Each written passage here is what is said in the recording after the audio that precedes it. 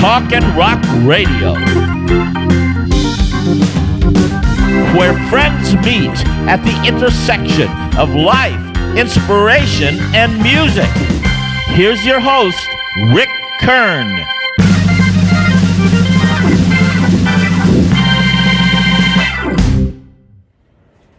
I got a message from Mr. Kern. Oh, Rick Kern from El Paso, Talkin' Rock Radio. I got a message that our buddy Chris Montez recommended me to Rick Kern, and so we're going to do some kind of an interview. Welcome, everyone, to Talkin' Rock Radio. With me today is one of the coolest musicians I know. When he's not traveling with Frankie Valli and the Four Seasons all over the place, he's going to either Nashville, Tennessee, or Simi Valley, California. From his Jam and Java podcast studio in Simi Valley, we have with us the inimitable Robby Robinson. Hey, buddy, how's it going, man? It's going well. So nice to get a chance to hang out with you a little bit, Rick. Yeah, man, this is going to be fun. And, before we really launch into this, I want to, first of all, give a major shout out to yours and my dear friend Chris Montez for making this happen, man. He made the hookup work. Yeah, Chris is one of those special people in the music business. Not only is he a legend, he's a rock legend. Anybody who has the Beatles as their opening act is a legend by definition, and a great artist. But he's one of the nicest, if not the nicest, people in the music business. He really is, man. I mean, every time we have conversations, we speak half of it in Spanish, and we go back and forth and kid with each other, and he's just a super, really just unpretentious, totally just cool guy, that I wished all my musician friends were that humble and nice, Yeah, well, he's a rare breed, no doubt. He really is. And you, my friend, have been so busy these last few weeks. I don't know how you juggle all the balls you do, but, I think by now, just about everybody that's watching my show knows that you are Frankie Valli's music director and have been doing it for 45 years. And, he had a lot of people that he could have chosen, but who did he choose? He chose Robby Robinson, and I know why. Because you're one of the best in the business, man. It's been an amazing blessing in our crazy business to have a gig for 45 years. To be associated with anybody for 45 years is just really, really rare. And I am very thankful and blessed to be here to be working with. And he is an icon. He's a legend. He's a genius. He's so many great things. I mean, this guy, and he's 89 years old, and he made his first record in 1953. Now, digest that. How many artists who made their first record in 1953 are still alive, let alone out there rocking in front of thousands of people every week?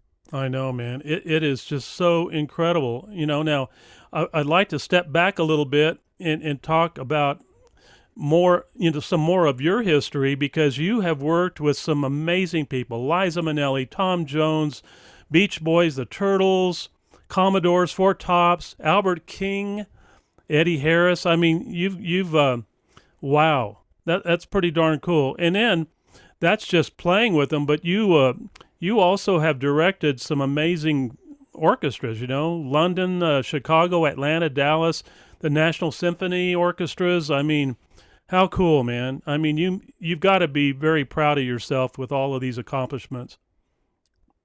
Well, I'm very thankful that early in my life, I realized where my gift was, and I realized what I wanted to do with my life. And so as a young kid, I just started doing music, and I'm a one-trick pony. That's about all I can do is music, but I've been able to do it for my whole life. And I feel blessed that I can get up every day and do music 24/7. I'm so thankful. When I look back at some of the videos that you've done that have been recorded and that are on YouTube right now, of you guys performing and talking about Frankie Valli and the Four Seasons, there is one video that I was having so much fun with, and that was one that you all did back in March. It was with the Clive Davis Grammy Awards gala that you did out in California. And well, I'm going to play it right here. There are no words left to speak, but if you feel like I feel, please let me know that it's real. You're just too good to be true. Can't take my eyes off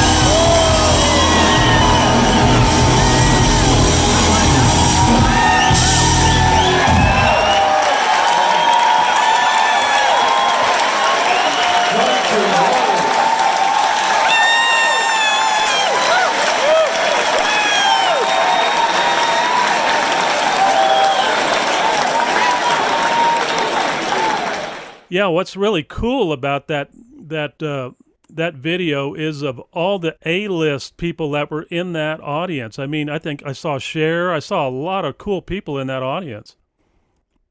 It was amazing. I mean, it was all the Hollywood stars and the rappers and Beyonce and on and on and on. The biggest people in the business that you would not expect would respond that way to Frankie Valli. But Frankie Valli, we got the biggest response of anybody that whole night. And there were a lot of great stars who performed. And the headline in Billboard the next day was Lil Wayne and Frankie Valli wow the audience at the Grammy Gala. So when was the last time you saw Frankie Valli and Lil Wayne in the same headline? You know? I know. That's so and cool. If I could digress, if I could just branch off that a pinch too, Frankie Valli and the Four Seasons have not really been critically acclaimed, particularly by the music business for decades. Kind of thought of, like there were the Beach Boys, and then there are the Four Seasons, on, and stuff like that, and not really appreciated. I would hesitate to say. I think because they felt like maybe some of that music was quote unquote bubblegum or whatever they felt, but that has all finally come around in the last decade or so. And Jersey Boys, of course, was a big part of it. but it's so, I mean, there are politics that go involved in that. One of the thing is that Frankie Valli has never been signed to a major label. Frankie Valli has never won a Grammy, which is shocking. But Frankie Valli probably has more hits than the Beach Boys, has more hits than most groups out there. And the thing is that because he was never on a major label like the Capitals, like United Artists, he didn't have the political clout to get back behind him in the industry, within the industry, to promote him for Grammys, et cetera, and awards like that. So, but it's worked out, and he's fallen on his feet. That's for sure. Landed on his feet. Well, I'll tell you, man. Ever since I have been performing music, in the 6 years that I was on the road straight, we did an album back in Cincinnati at Queen City Studios, and on the album, the album was primarily for us to sell off the stage from the showrooms and stuff we were playing, and we did an oldies medley in there. And when we got to the 60s, Frankie Valli and the Four Seasons was part of it, and I sang. Awesome. I sang "Sherry Baby." Wow.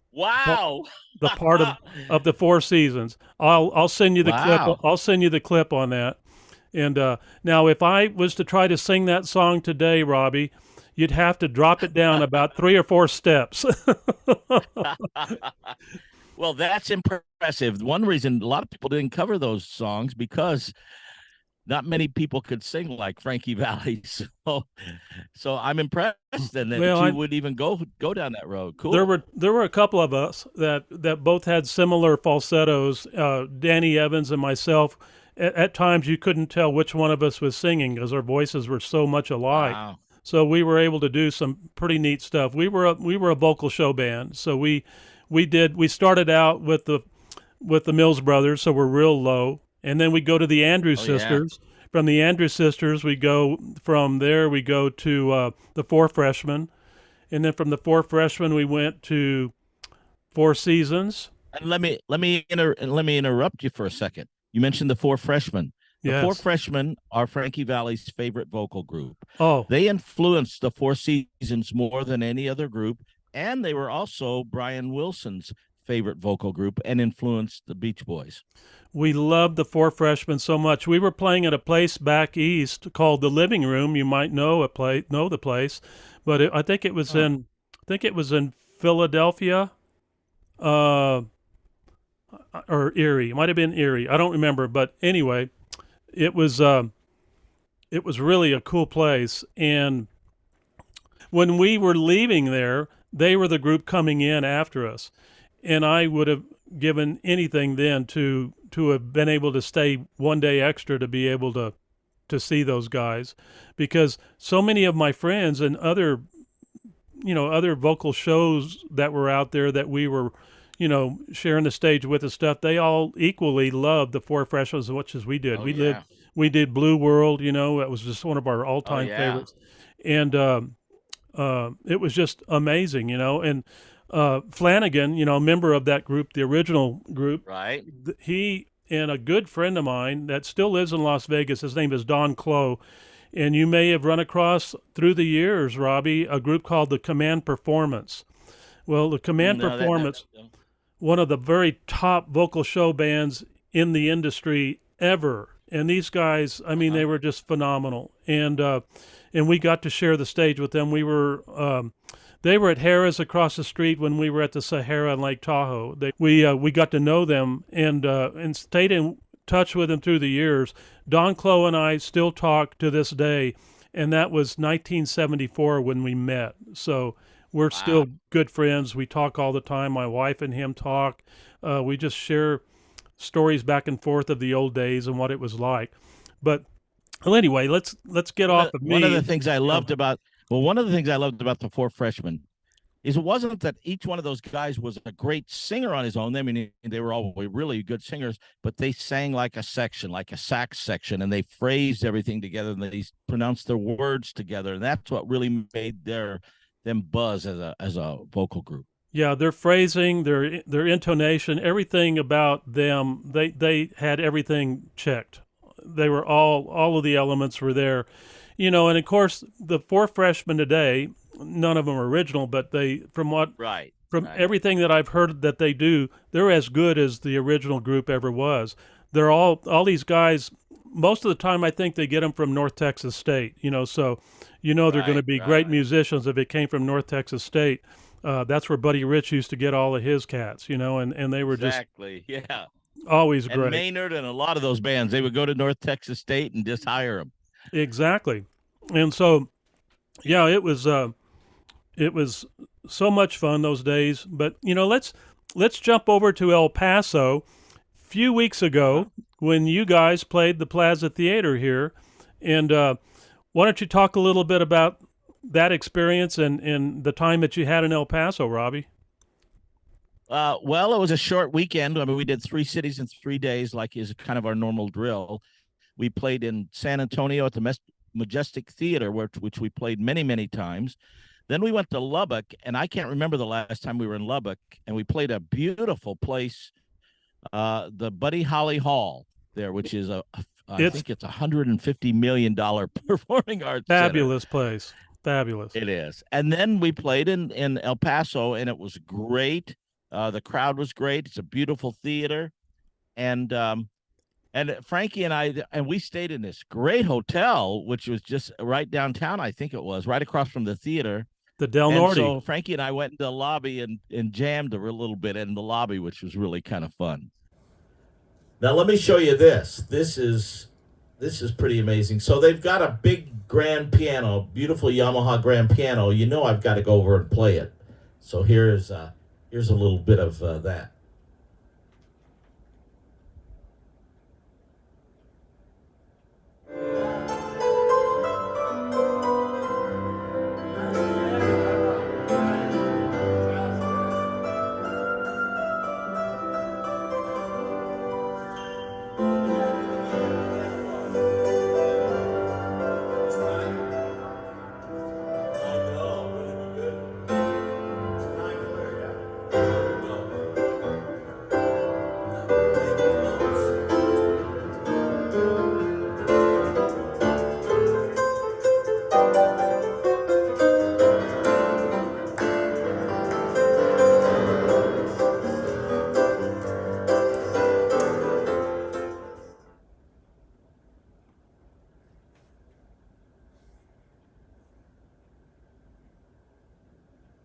So that was the El Paso Del Norte. And it was a fantastic hotel. So I didn't expect that. And then we ended up going over here. Oh, that was literally across the street, which was kind of cool. Yeah, I love it when you're close to the gig, or even on the casino gigs or whatever they are, where you actually stay in the hotel and you go down to the gig. There's the marquee of the what's the name of that venue? The Plaza. I can't remember now. There we are. Another one of those old theaters. This yeah,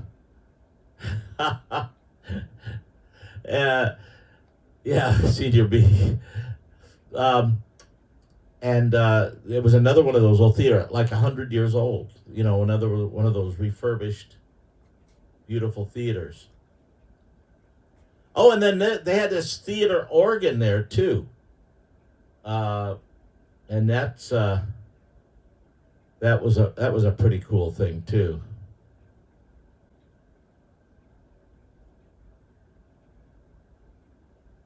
Frankie checking me out playing that thing.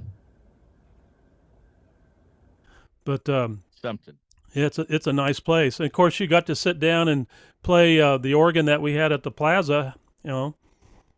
Yes, I did that. And that piano was a beautiful piano in the lobby there. You don't see pianos that great. And then the organ, it's one of the things I love doing, and I've had the chance to do it around whenever there's a big theater organ or a big pipe organ in some of these old classic venues. The epitome that I've ever done was at Royal Albert Hall. They let me play the pipe organ at Royal Albert Hall, which was really kind of a special for me. But that's a thrill for me personally to do those things.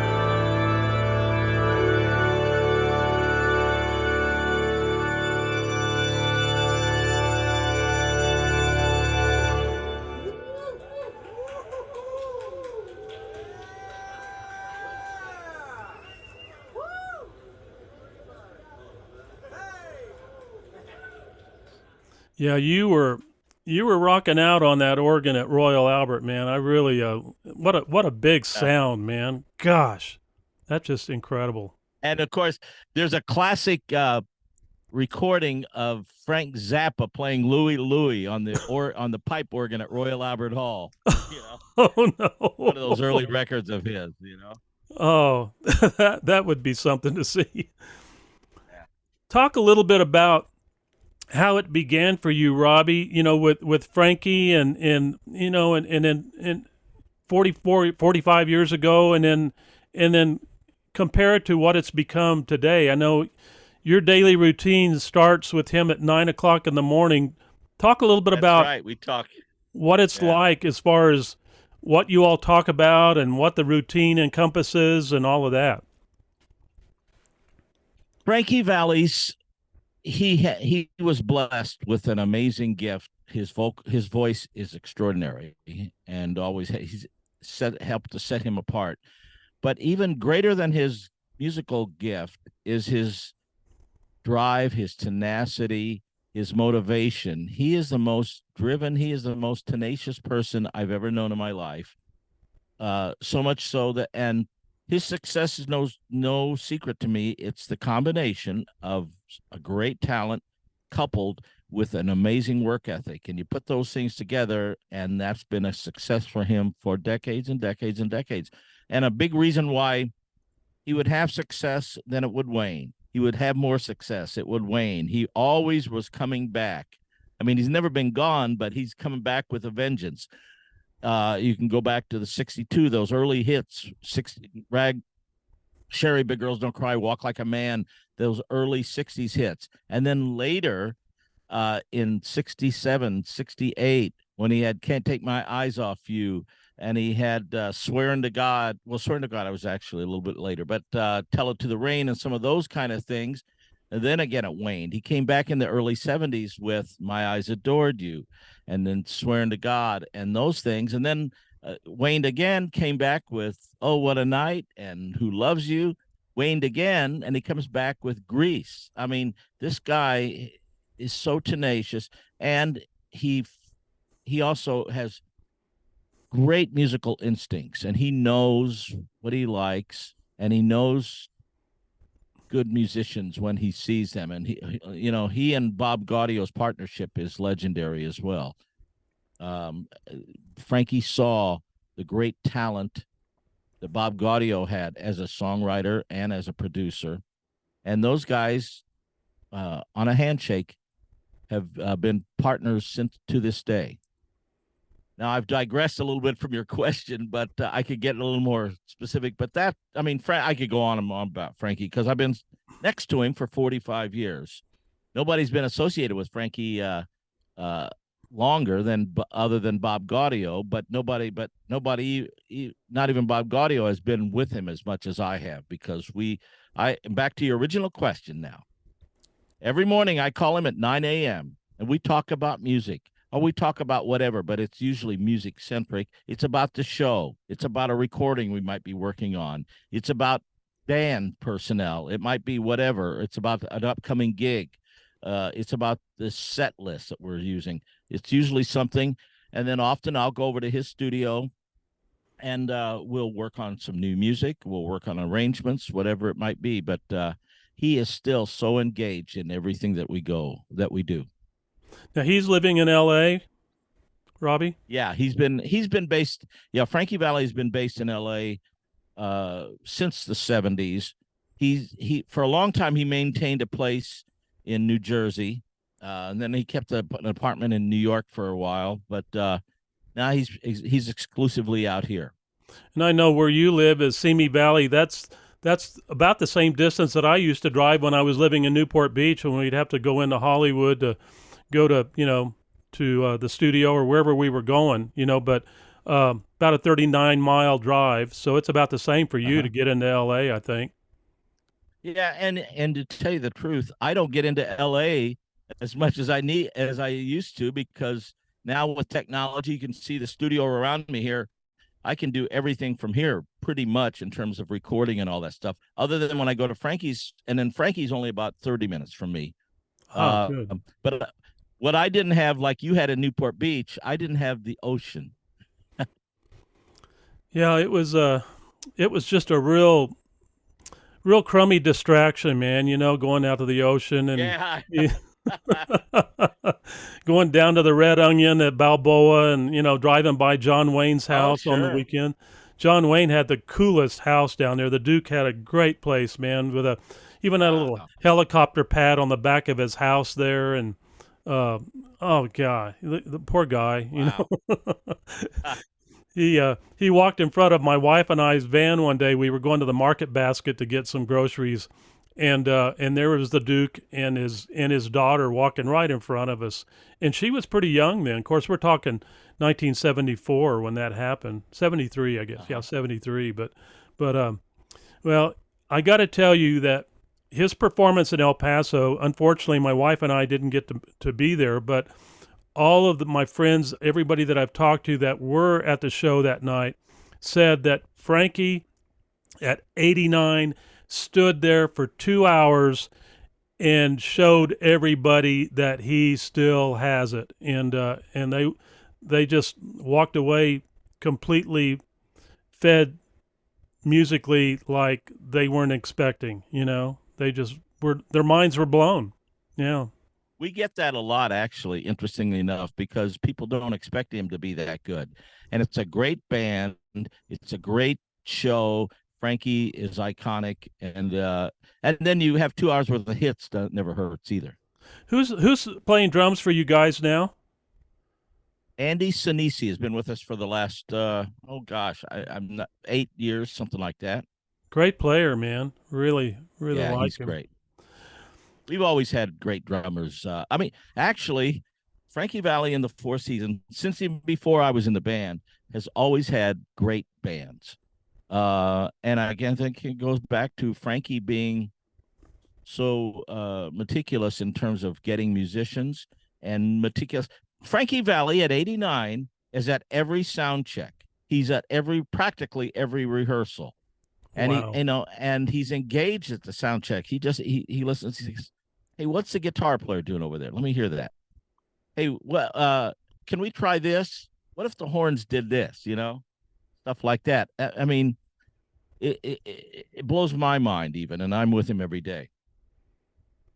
That's incredible. And he's also it's encouraging to all of us who aspire to be successful and aspire to continue to grow. And he does that still, which is pretty cool. Well, and I was going to say that inspiration that he brings to you guys has got to be something that just grows on you and wants you to get better all the time. I mean, not that you guys can get that much better, because I've heard you, man. It's good stuff. Okay. A couple of Fridays ago, you had an event happen for you. You and I've had this conversation a couple of times already. Yes, I know where you're going. Yeah. Oh, man. Now, I'm already broadcasting it here, but go ahead. Hey, I'm broadcasting it too. Look what I got. I love it. I love it, man. This was my very first live concert. I think you were going to say 68. Yeah, 68. Thank you for the correction. And it was at the El Paso Coliseum, and I think that's probably around the same time you saw him too. Maybe it was the same tour. I don't know. But I could not believe this band, how strong and how great they were. And what I was really excited about was that my dad, who was a member of the El Paso Downtown Lions Club, of which I've been a member of for 45 years now, but wow. Dad had gone that year, no, the year before, to Japan for the Lions International Convention. And back in those days, our club would pay for the incoming president to take these trips and go to the international convention, wherever it was. Dad had bought a Nikon camera while he was in Japan. And when he got back, guess who got the camera and started using it more than Dad? I don't think Dad ever took a picture with it. This guy. Great. So Yeah, of course. I took that camera to the Vanilla Fudge concert that night in 1968. Wow. And I was so excited. I'm getting all these great shots and everything. And then I couldn't wait to get the film developed so I could, go show everybody, look at the Vanilla Fudge, how great they were, man. Look at these great photos. I go to pick up the package of film, and all that was in there, Robbie, was a roll of black film. Oh no! Because the concert was disappointment. The concert was so dark, and every time I'm advancing the roll. See, this is the day when we had roll film, and you advance it, and each time I'm advancing it, I can't see the spool to see if it's turning because it's so dark in there. So that whole time, it was the pickup spool was not even turning. So, yeah, I get a roll of black film. Now, I guarantee you that was the last time that ever happened to this guy. So, oh, yeah. Lesson learned. Lord. Well, 1968, you said you heard them in El Paso. I'm from Southern Illinois, a little farm town. I went to hear them in Lebanon, Illinois, which at the McKendree College. And a bandmate of mine and I went down to hear them. We sat, it was an old college gymnasium, almost like a high school gym. And we sat on the floor right in front of the band. And that night changed my musical world. No question about it. To see these guys, great musicians, playing with amazing energy, sophisticated arrangements, great virtuosity on each one of their instruments. And it changed my world. And Mark Stein, particularly, me being a Hammond organ guy, inspired me so much. And then later I became friends with him through musical associations and stuff. And then 2 weeks ago, as you were talking about, that's the first time since 1968 that I heard them perform as a band. And I went to Edwardsville, Illinois, and I went to their concert. And they were and because I were friends, they invited me up to jam with them, and which was like a dream come true. And I'm still walking on air. I'm still wearing the T-shirt. I think I'd never take it off. But it was such a special moment for me personally to jam with my heroes. I mean,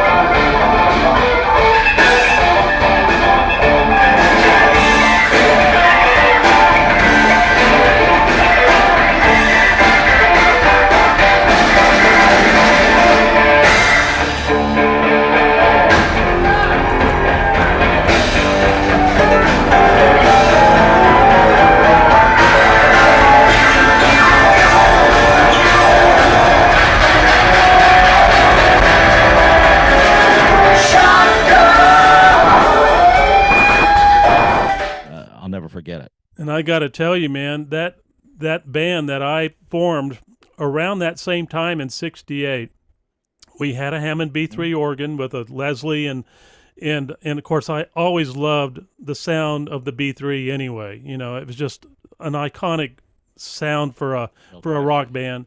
And we did two of the songs that they were known for, You Keep Me Hanging On, and I loved playing that song because I got to show off being a drummer. You know, it just had a lot of flourishes and things that you could do and kind of show it. Carmine was one of the legendary drummers too. Oh, and inspired Carmine so many drummers, didn't he? Carmine was incredible, man. And then of course the other song that we also did in that group was Shotgun, which is the song that you were playing with the guys a couple Fridays ago. Yeah. And it was great. It was so much fun watching you up there, man. I could just see you were on cloud nine, and I know why you still are, man. I envy you. You know, what a nice experience. It was a great experience. And, you know, one of the old adages is you never want to meet your heroes because you might be so disappointed. However, these guys are all fantastic guys. And then to get up on stage and actually play with them was, and again, they were so gracious. And Mark in particular, I mean, he let me into his world right there. That's his stage. That's his world at Hammond organ. And he's one of the legends of it. And for him to embrace me and let me come in to do that and being unselfish to let that happen and knowing how important it was to me to be able to do that. Well, I so liked how to those guys. I liked how it worked because originally you were over on the Rhodes or whatever it was you were playing the initial keyboard, and then he said go ahead and switch with him, and then you went over on the B3. So that was so cool. That was so cool. Yeah, we did musical chairs there, literally. Yeah, it was kind of fun, you know. He's a great guy, and he sounds so great, and he sings so great. I mean, he's still singing those songs in the same key. That was over 50 years ago. That's amazing, man. Well, it was over 50 years ago. Wow. Oh, I got to tell you something, man, that talk about divine moment here. Today, when I woke up, I usually check my emails, make sure, you know, what's going on. And I was looking for stuff from you and everything. And then I ended up reading an email, and it's for a guy that I haven't talked to in probably 50 years. And he was the lead guitar player in the band that used to do You Keep Me Hanging On With Me. And I have been trying to find him and get his phone number for years, Robby.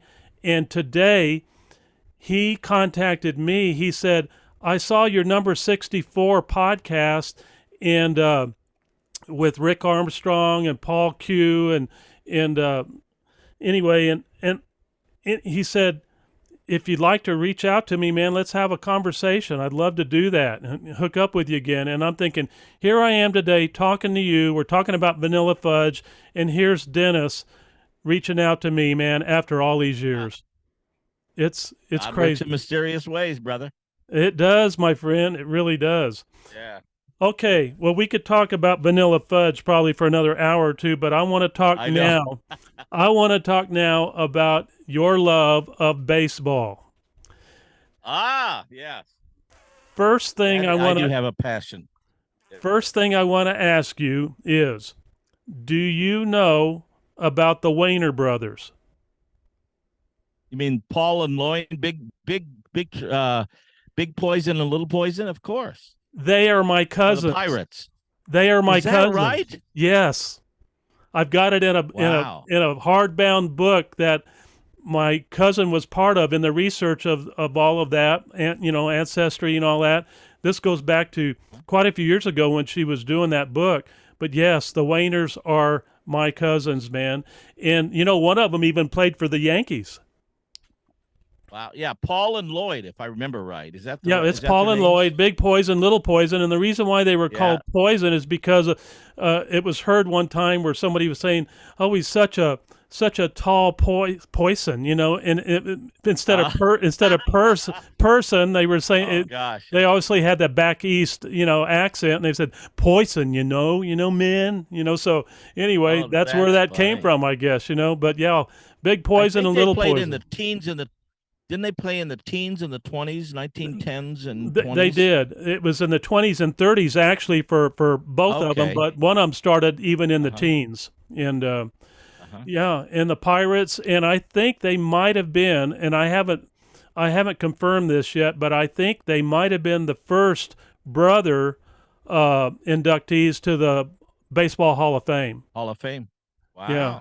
I Wow. know they were That both makes inducted sense. into the Baseball Hall of Fame, but I don't know if they were the first brother group that made it. But one of them passed away, I think about 10 or 15 years before the other. I don't have the date of when Lloyd died, but anyway. But so Were let's you ever talk. in touch with them then through the years? I never met them because they were Huh? much older than me. Okay, so they, Yeah, of course, and yeah. I never got to know them until after they were almost already gone. But I've certainly read about them and everything. So let's talk about your Dodger story because when you shared that with me that day, it blew my mind. Well, I'm from a small town in Illinois. And I mentioned it earlier, but the town is Litchfield, Illinois, and I'm very proud and love my beloved hometown there. And it's a little farm town of 7,000 people. And I was on the Little League Dodgers. And by the way, it's central Illinois or southern Illinois, I should say, and it's about an hour outside of St. Louis. So most of the people there are Cardinal fans, 2,000 miles away from Los Angeles, of course. And so, but I was on the Little League Dodgers, and I became a passionate Dodger fan. I kept score of every game. I was listening and watching for the paper the next morning. What were the scores and the batting averages? And I was really into it, and still into baseball big time. There was another kid on my team. His dad was the manager, and my dad was the assistant manager, and he was a passionate Dodger fan too. He and I've maintained our friendship since our Little League days and maintained our Dodger fandom. And we still talk all the time about the Dodgers and, oh, how they doing? What's his name doing or whatever? How's Mookie doing last night and stuff? But this kid who also, Litchfield is not a very wealthy town. It's a little farm town my friend was very poor. He had an outhouse until he graduated from college. That's how poor he was. But his family were hard workers. And after he graduated from college, he taught high school for a while, and then he went into the lumber business. And he ultimately became very, very, very successful in the lumber business, so much so that a number of years ago, he became one of the owners of the Los Angeles Dodgers. And so this kid has taken fandom from dirt poor with an outhouse to now one of the owners of the Dodgers. It's pretty amazing. And he and I still talk Dodgers all the time. And he still lives in Illinois because most of his business is out there. He owns 70 lumber companies and 35 hotels in the Midwest. I was going to ask you, Robbie, was his last name O'Malley by any chance? No. That was before. No, he's post Walter O'Malley and Peter O'Malley, who subsequently they owned the Dodgers for probably 30 or 40 years, 50 years, maybe even. But no, they've been out of the picture for about 25 years, the O'Malley family. His name is Plummer, Robert Plummer. Oh, okay. RP Lumber, and they have lumber yards all over the Midwest. I was curious because I started researching who the owners of the Dodgers, and then I came across the O'Malley name, and I thought, golly, O'Malley Lumber, could it be? But because they were awfully big. It's not O'Malley. Yeah, but interesting. Wow. They sold the Dodgers, and then there have been a few ownership. Now there's an ownership group of about 9 people. Magic Johnson is one of them. Oh, and wow. So when I go to the game with last year, I sitting in the owner's box with my friend. One couple games, Sandy Koufax was in there with us, and another game, Magic was in there with us and hanging out. I think Billie Jean King is one of them also. Yeah, she is. Yeah. I have a really cool picture I will send you of Robert Plummer, and I and Magic at Dodger Stadium. Oh, cool. It's kind of funny because Robert Plummer is about 6'6" or 6'5", and of course Magic is 6'9", and then I'm way far away from there. I'll send you a photo of Lloyd and Paul with Babe Ruth. Oh, I'd love that. It's a Oh, I real cool. love that. It's a real cool photo, and it must have been taken after one of the games or something because they all have their uniforms on. Sure. So it was pretty cool. All right, I I want love baseball, and by the way, I have a real good friend of mine who's been with the Yankees for 50 years, and so he set it up and for me to play the organ at Yankee Stadium a few years ago, which is really a kick.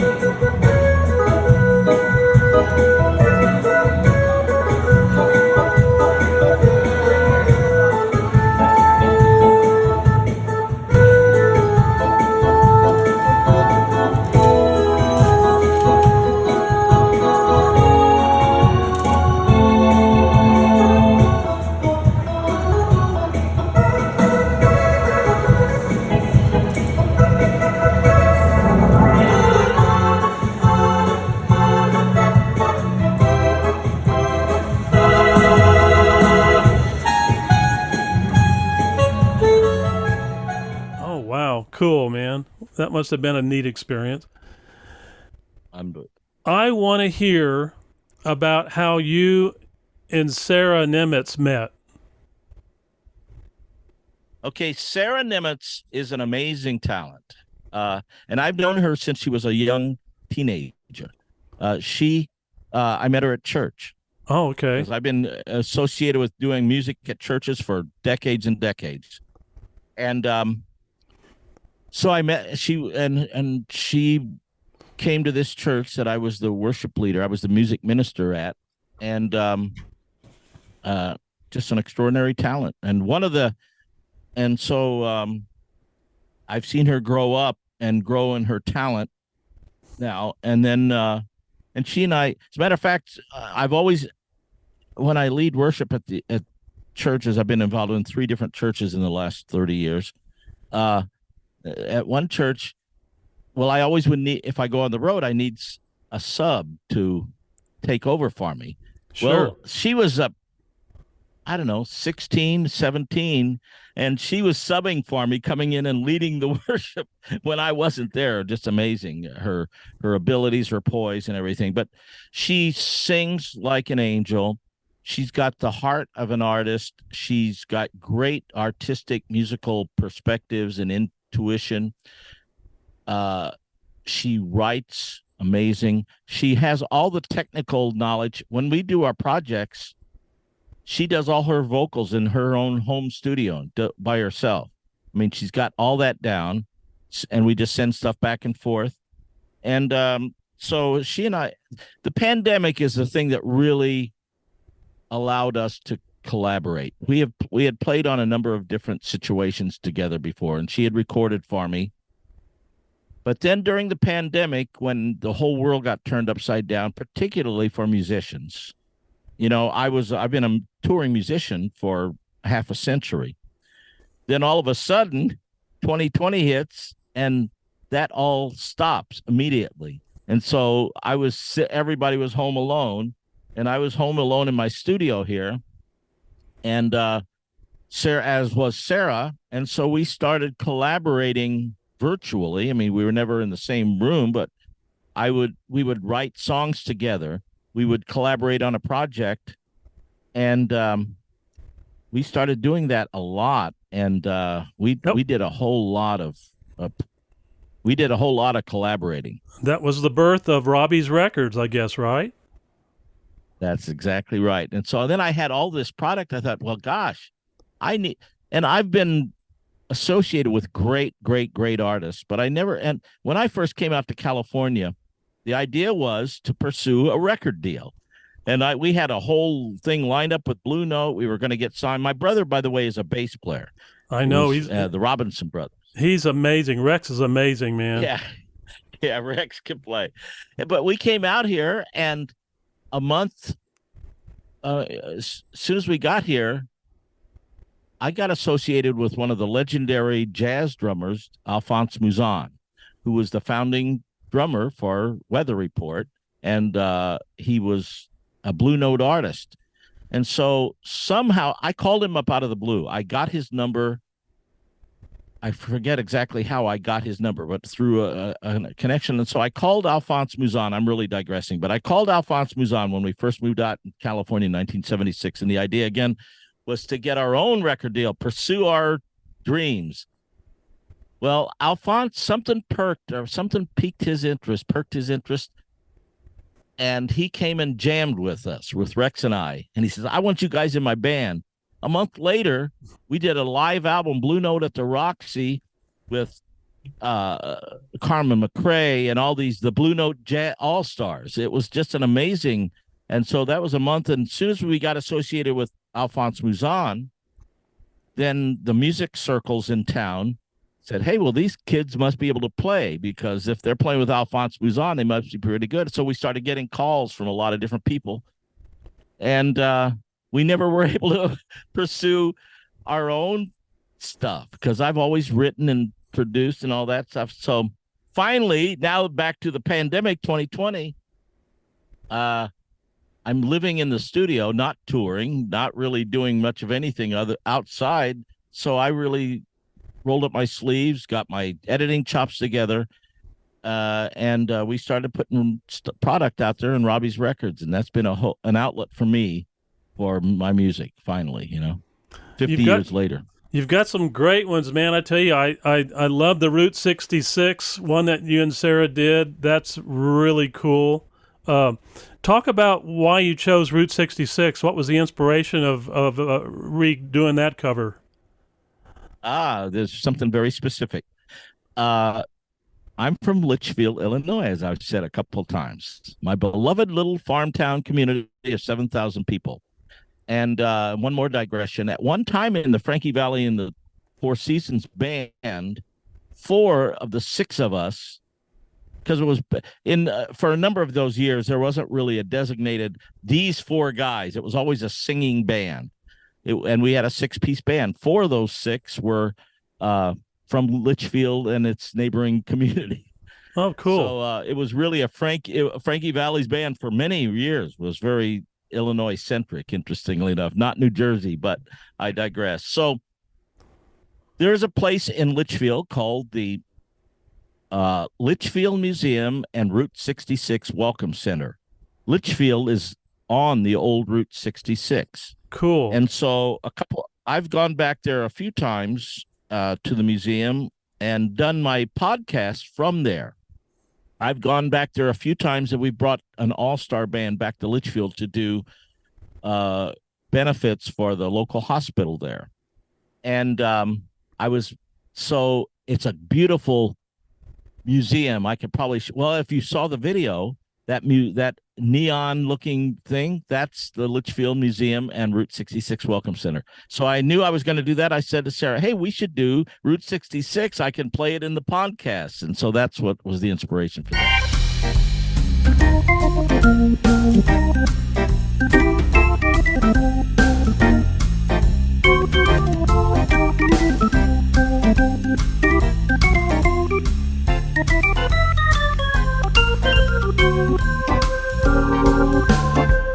If you ever plan to motor west, jump my way, take the highway, that's the best.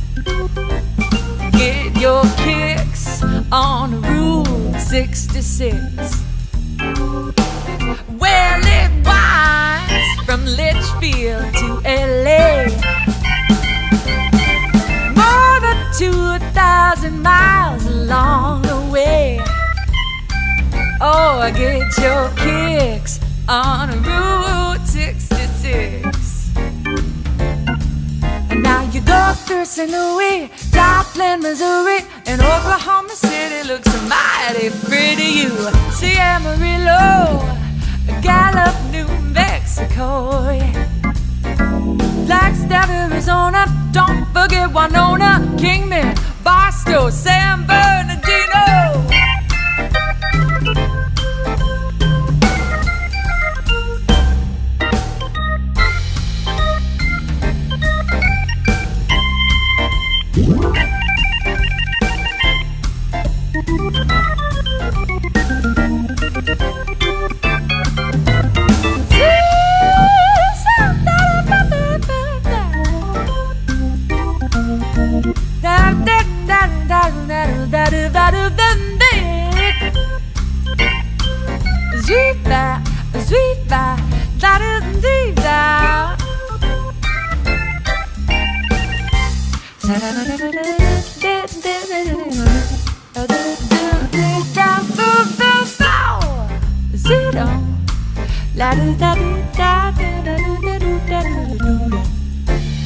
I'm in the mood for travel, so I wanna go to Litchfield. Let's go, come on, Robby.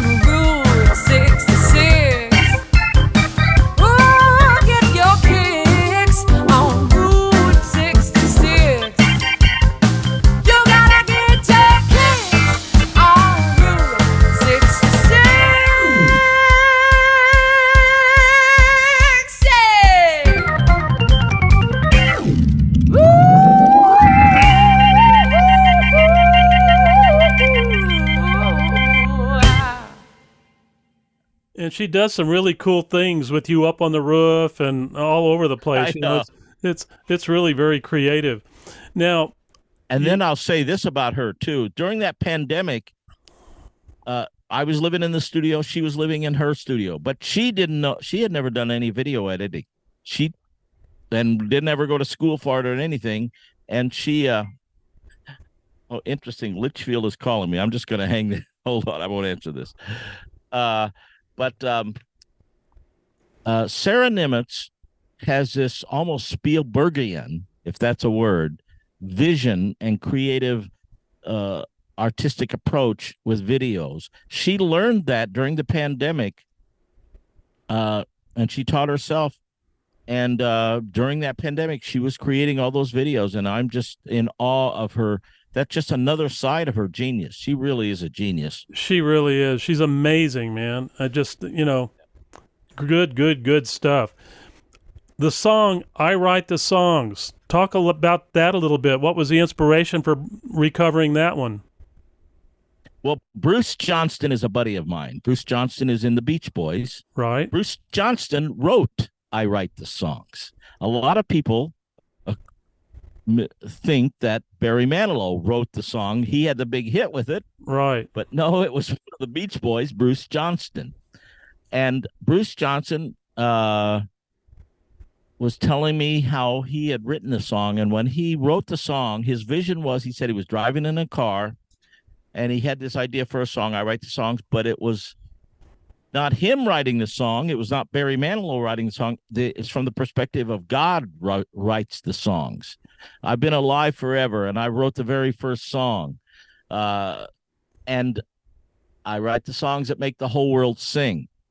And so from a point of view of God being the songwriter and being the author of all artistic and creativity endeavors. And so we approached it from more of a gospel-y, hymn-like approach than the way that Barry Manilow did it with a straight-ahead pop thing. And so that's why we approach it that way.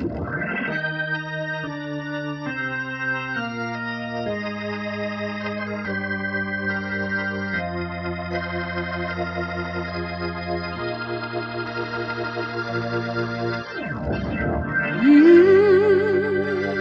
been alive forever, yeah. And I wrote the very first song. I put the words and the melodies together. I'm music, and I write the songs.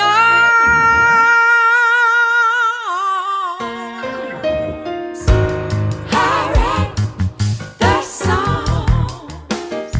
Yeah, I write the songs.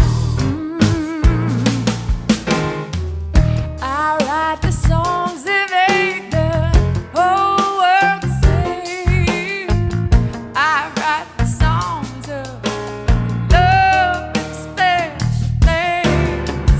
I write the songs that make the young girls cry. I write the songs, I write the songs. I write the songs. I wanna do you know write the songs. I write the songs.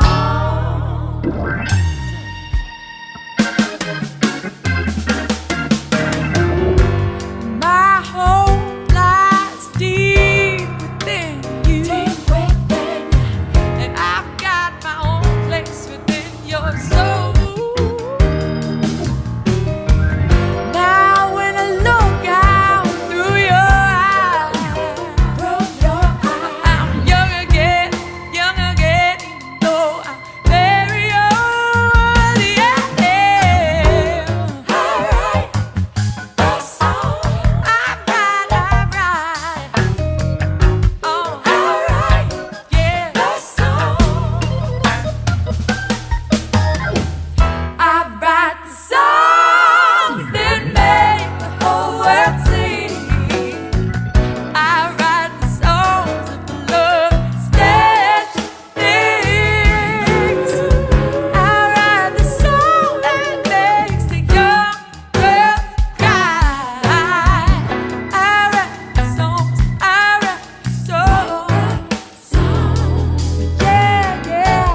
I write the song. Ooh, I write the song. I write the song. I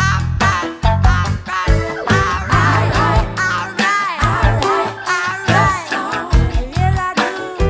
Ooh, I write the songs.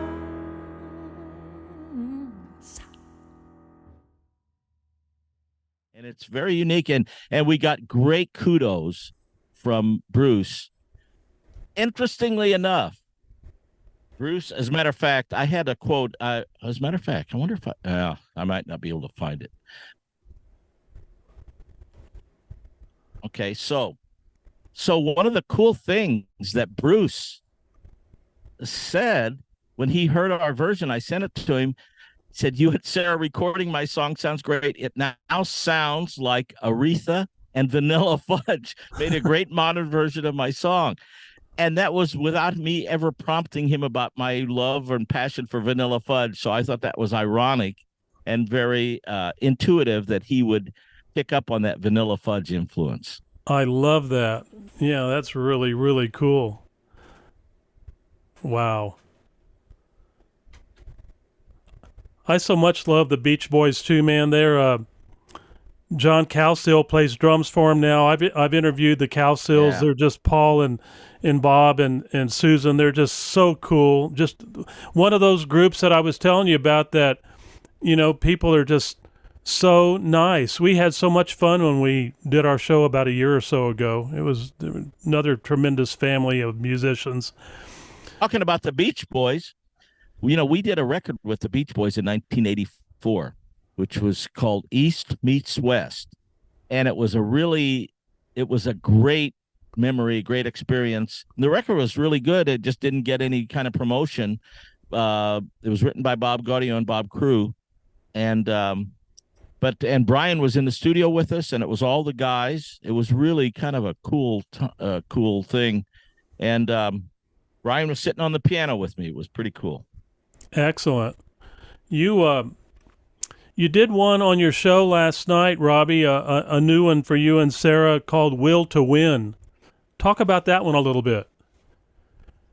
Well, that's a song that I had written with another friend of mine back in the 90s and as an instrumental song. And I was producing a record for Dick Contino.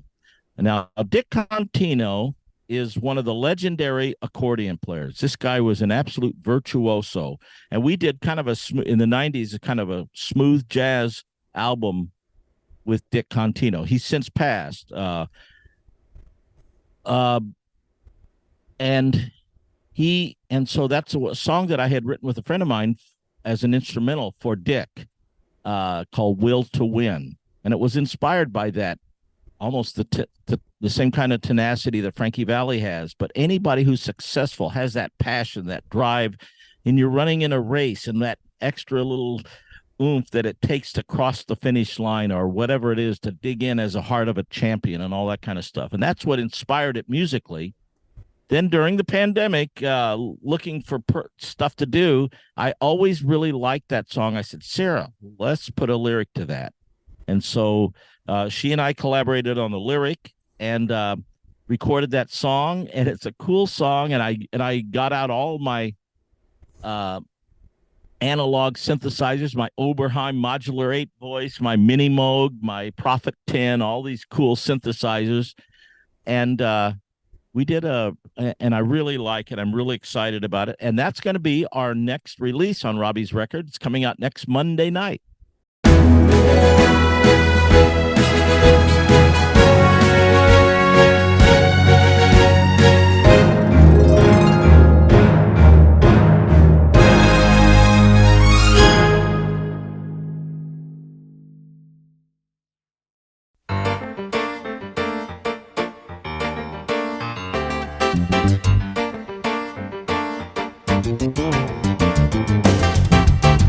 Go to work before the sun is up, and don't return until the moon is in the sky.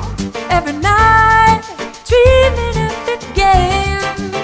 And when we're fighting just to stay alive, I know the spirit inside is gonna call my name, call my name. Put me in and let the fun begin. I hear your music getting me to the goal, relentlessly. Will to win, drive the dream in me, determined to begin the song of victory. Fly web high, shine for all to see. Soaring in the sky, the will to win within me.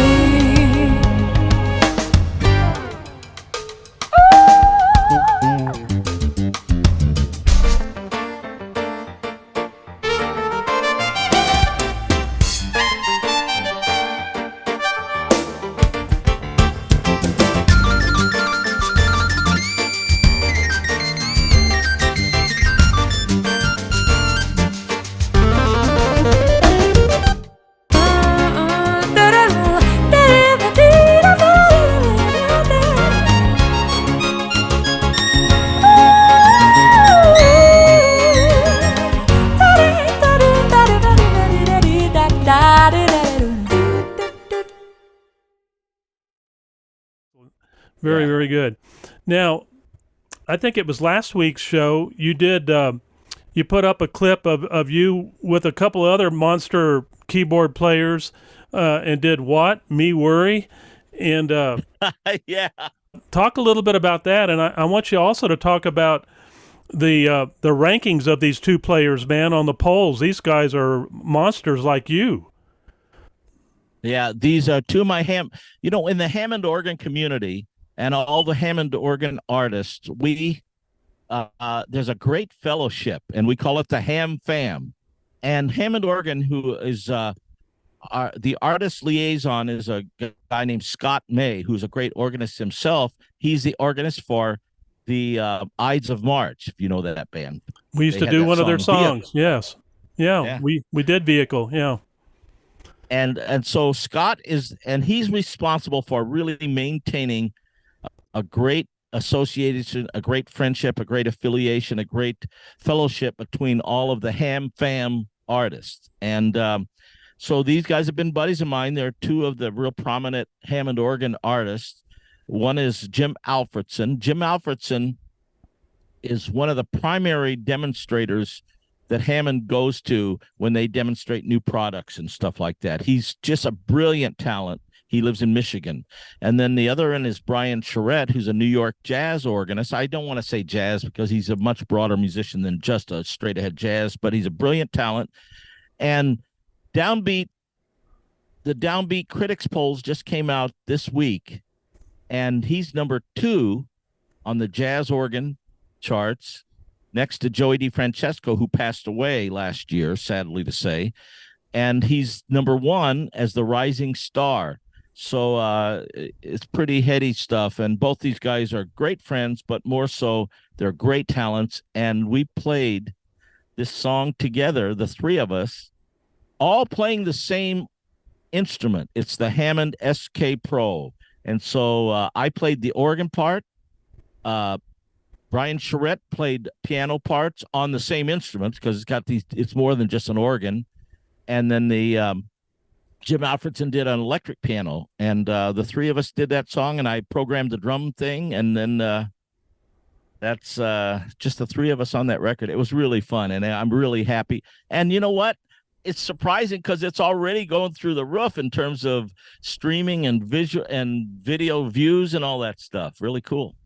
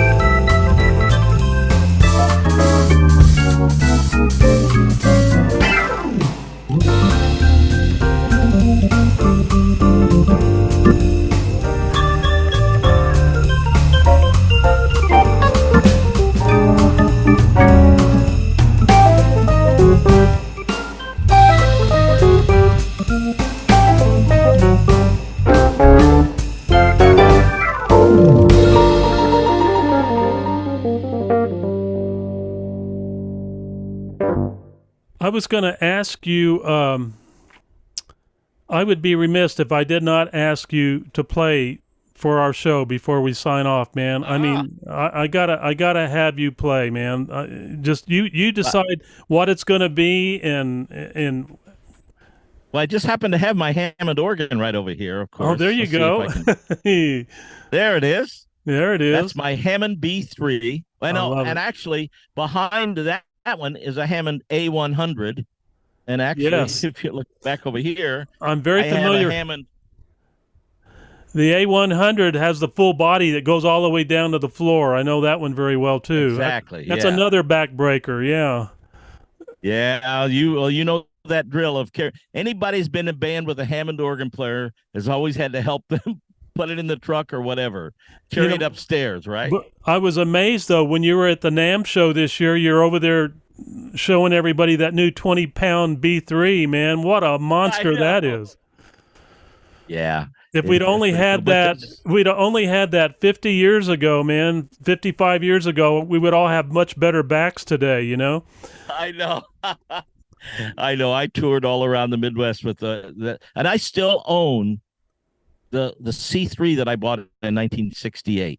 And it still sounds fantastic. Here's how crazy I am. I have 14 Hammond organs. Oh my gosh, Robby. Really? My wife tells me I'm going to be buried in one. Too. I don't know if that's sooner than later or what, you know. I gotta ask you.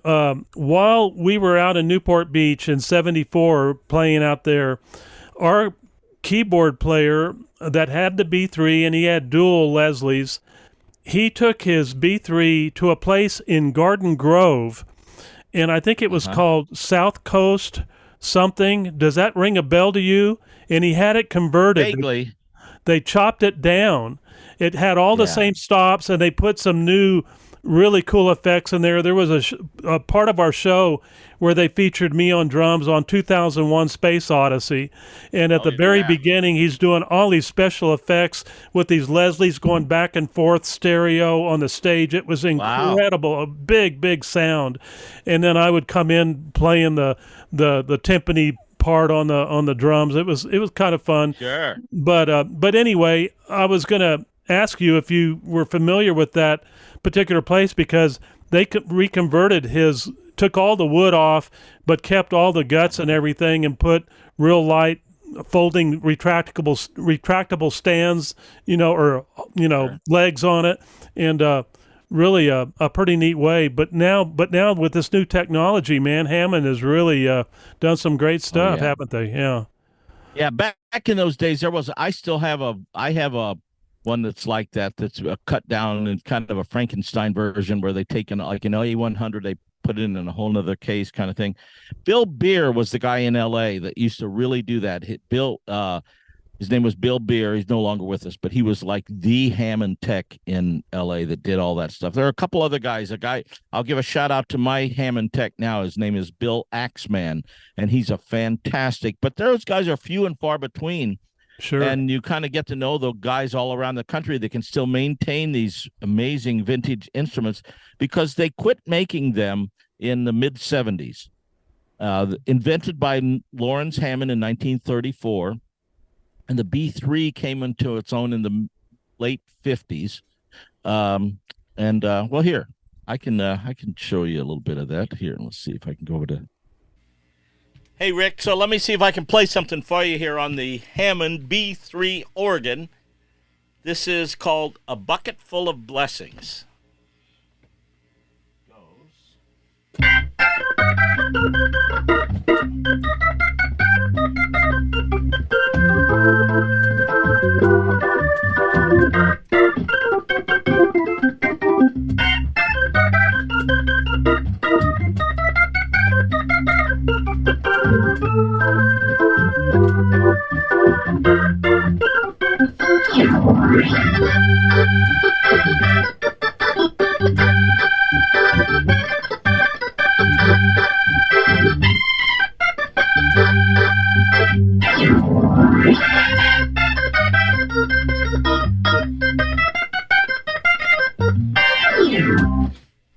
All right. There you have it. One of the new things that I've been working on during the pandemic is Doc Kupka, who is from the band Tower of Power. He's a dear friend. Uh-huh. And Doc and I have been working on an album for these last 3 years. And we've got about 12 songs done, and we've got some amazing singers on it. And Doc is not only the Barry sax player and one of the funkiest Barry sax player on the planet, but he's also the primary songwriter in Tower of Power. He's written most of their hits. I've got a really cool video I'll send you with Sarah Nimitz doing a duet with Warren Ham, who's in Ringo Starr's band. Nice. Okay. Excellent. So I'll send that to you. Maybe if you ever, it's pretty cool. It's called, it's Jam for Jesus. I'll give you a little bit of background for this, because it's actually pretty cool. For the last 31 years, literally, I have been putting on an annual Christmas concert called Jam for Jesus. And basically what I do is I call all my buddies. At least I used to call all my buddies. Now they all call me. But I used to call, and we would have put this amazing band, literally a 20-piece band with some of the best singers in the world. And we would do a Christmas concert. And it was like something you would see at Radio City Music Hall, but I couldn't afford to do it but everybody does it for free just to do it. And it's kind of become a family Christmas party for all of these musicians. And like I said, I used to call these guys and say, hey, could you do this thing and blah, blah, free gig, whatever. And now they call me like right around Thanksgiving. Hey, when are we going to do that show? And Doc Kupka has been a part of it. Harry Kim from Phil Collins' band, Richie Gajate Garcia from Phil Collins' band, Warren Ham from Ringo's band, Nick Lane, just some of the greatest musicians on the planet. Well, I want to wrap up by just first saying, Robby, that, doing this episode with you, man, is it's got to be one of my most prized podcast moments. You and I started doing podcasting about the same time, a couple of years ago with the COVID thing and all that. But one thing about doing this show is that it's brought me closer to my passion for music. And what I really love is meeting new friends and especially ones that are playing the music that I grew up playing, and the Vanilla Fudge and Frankie Valli and on and on and on. I can go on forever. Tommy Rowe. I mean, I can go on for hours talking about that. But my point is that this experience of meeting with you today and talking on the phone and, and just having some great conversations. Chris Montez, is a dear friend, but now I consider you a dear friend, and I just want you to know I really appreciate you working with me and doing this show. It's been a great experience, man, and I just wanted you to know that there's one wish that I hope to have someday that we can do this, and that would be when I was working with my very first vocal show band in Newport Beach, when we were playing all over Orange County in '73 and all that. There was a time during the shows, one of our shows, where Ted McKeever, our organ player, would say, "Okay, I'm going to take liberty here, everybody, and I'm going to ask the drummer to stay on stage, and I want the other three musicians to go ahead and leave the stage for a moment." And he and I would take over and do the Organ Grinder Swing by Jimmy Smith. I love that song. That song changed my world. We tore it up, man, because what we would do is he would just go crazy on the organ, and I can just visualize him right now. It makes me want to tear up. What was his name? What's his name? Ted McKeever was his name. And Ted was a monster B3. I mean, he just all over the place, man, and great pianist as well. But when he started doing that, I just got goosebumps, because we would trade measures. We would trade off, Sure. He would do his thing, and then I would do about, 4 bars or whatever of a little solo thing or whatever, and we'd go back and forth about 3 or 4 times, and but boy, it was so much fun. And unfortunately, I don't have any recording of us ever doing that. All the recordings that I have of our shows was done from a cassette recorder sitting on a table out in front of the stage, because that's all we had those days. Unless you were in the studio, if we were in the studio, that's different. But I'm talking about a live performance. And so, but anyway, what I was saying is that would be the cherry on the top of the sundae, man, would be to sometime be with you behind a kit playing Organ Grinder Swing, man. That would be, we'd tear it up. We'll do that. One of these days we got to do that. Next time we're in El Paso, hopefully we'll be back there sometime next year, and we can hang out too. I hope so, man. I hope Frankie will consider coming back and doing that show again. I'm going to talk to the people down at the plaza and see if we can make that show happen again, because he'll be 90 years old, and that would be a real banner year to see this show finally. If I can't see it before then, at least that would be great too. But this has been a blast, wherever you might be, because we're all over the country, playing, and so if you're anywhere close, give me a holler. Our kids live in Austin, and I'll definitely be on the lookout if you guys are ever doing something at the Moody Theater or something there, man. That would be an absolute heady thing, man. I'd love to do that and come see you, in person and all of that. But Robby, this has been so much fun. Thank you, my brother. I really appreciate you. I appreciate your passion. I appreciate your talent. And thank you for everything that you do for the music industry. You're incredible, my friend. Well, thank you so much, Rick. It's been great hanging out with you this afternoon, and I'm glad. I'm very happy to make new friends, especially musician new friends. So it's been great to get to know you, brother. Thank you, man. And I have to say one more thing.